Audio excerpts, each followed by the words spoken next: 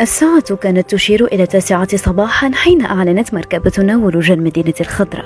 لم يمنعنا الجو الحار من التأمل في تفاصيل المنطقة، ونحن نتحرك عبر طرقاتها متوغلين فيها.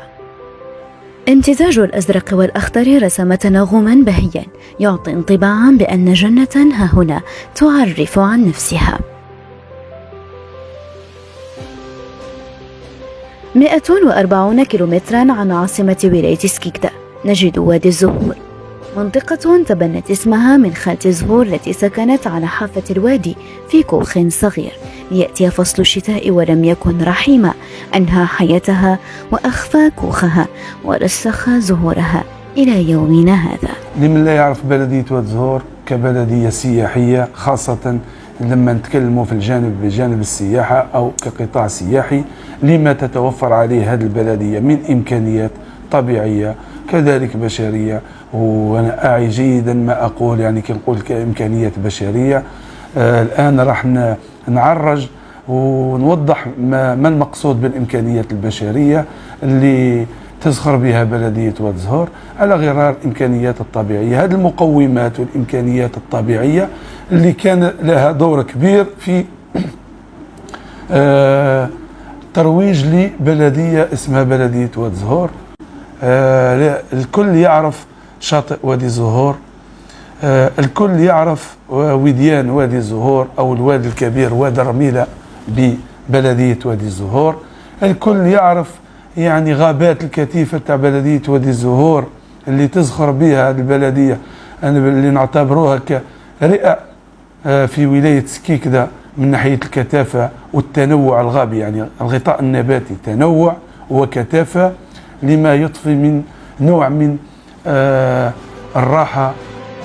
الوادي الذي يمتد لمسافة معتبرة أكثر ما يميز المنطقة، والذي بات ينافس أكبر الشواطئ اصطيافة، خاصة وأن العديد من زوار المنطقة يفضلون مياه وادي الرميلة من أجل الاستجمام والاستمتاع بأوقاتهم.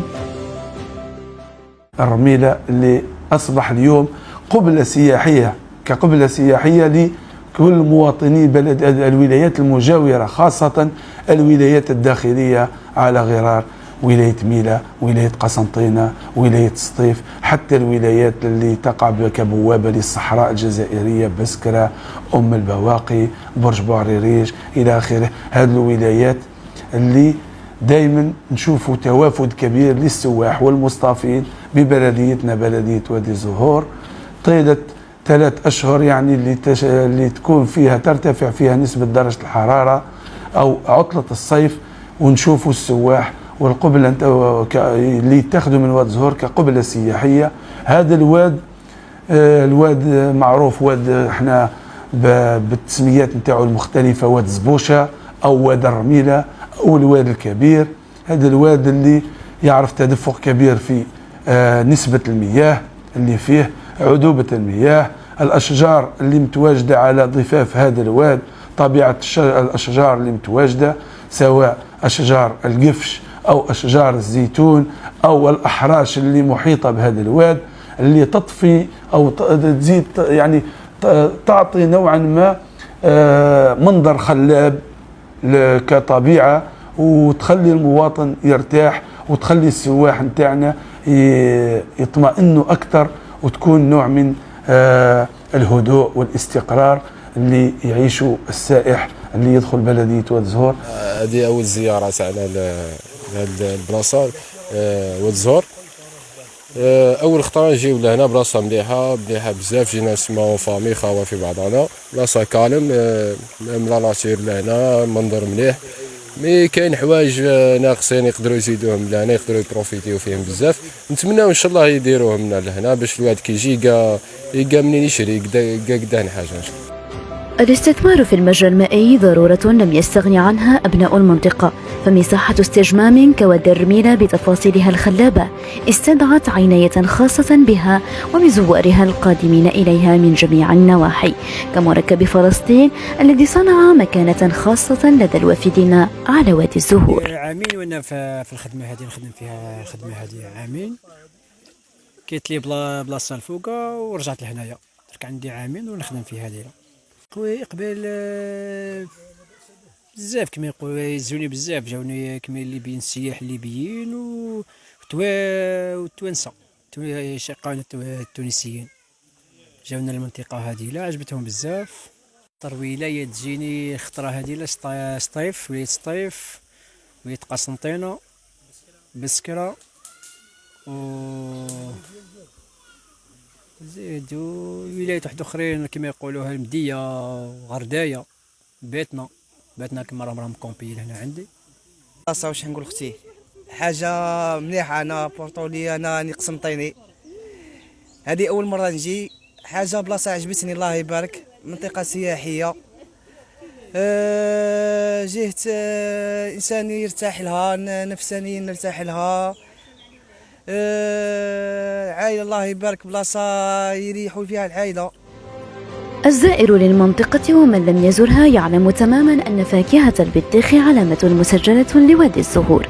البساتين على حافة الوادي تزين المنطقة، جيرتها مع المياه العذبة تعطي حبات البطيخ نكهة ميزتها ولا زالت تميزها عن الباقي. المنطقة تاع واد الزهور تشتهر بالدلاع. علاش تشتهر بالدلاع؟ كاين المياه تاعنا، المياه صافية كيما راكم تشوفوا، والمناخ يساعد ثاني على الدلاع هنا، وعندنا الجوده تاع الدلاع كما تشوفوا حلو. واش راح نقول لك، ما كاش دلاع كيما هو. انا ويجونا الناس بارتو، يجون بجايه من جيجل، مسكيكدا، باسكيكدا تما سطيف، يجوا بارتو. انا جا الصباح نحيد الدلاع عيطوا لي واحد 30 واحد عيط لي. هناك وبعد الاستمتاع بعذوبة الوادي لا بد لك من التقدم قليلا نحو الساحل. شاطئ وادي الزهور بابن فرقان الذي يمتد لمسافة 3 كيلومترات بين سلسلتين جبليتين وعلى سهل منبسط، أكمل أحجية جمالية فاتنة تستقطب أناسا من كل ربوع الوطن لتتذوق بعض السكينة أمام منظر تظنه للوهلة الأولى أنه قد فر من لوحة زيتية لأحد الفنانين. انا ملي كنت صغير وكان يديني بابا البحر، كنت نجي للبلاج هذا، والحمد لله حتى لدرك وكبرت واني مع اولادي ونجي للبحر هذا. لانه الشاطئ هذا اللي هو شاطئ بني فرقان، شاطئ فيه الحرمه، والناس المنطقه خدموه ومتهلين في الزوار تاعهم والسواح تاعهم.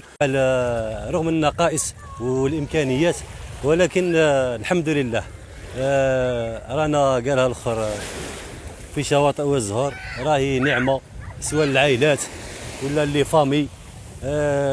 البحر ما شاء الله نقي. والله الشاطئ هذا تقدري تقولي من 90 وانا هنايا سما في منطقه واد الزهور هذه.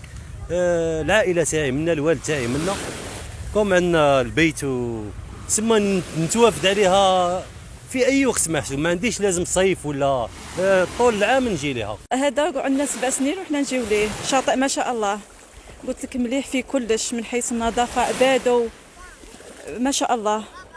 كل عام نجيو ليه بيا بالولاد. علاش تخيرتوا هو بالضبط هذا؟ والله الراجل تاعي جابني اول خطره، بقينا كيعجبني، عدت نقول له ديما نبدلوا برك البلايص منا في واد الزهور، بصح نروحوا له كامل بارطو منا من هين. تضاريس المنطقة جعلتها مميزة وفريدة، جذبت إليها محبي الطبيعة العذراء ومكتشفيها، وجعلتها من بين أكثر شواطئ الجزائر حسنا، خاصة وأنها احتضنت كل ما هو جميل عبر كل الفصول، وظلت ربيعية دائمة.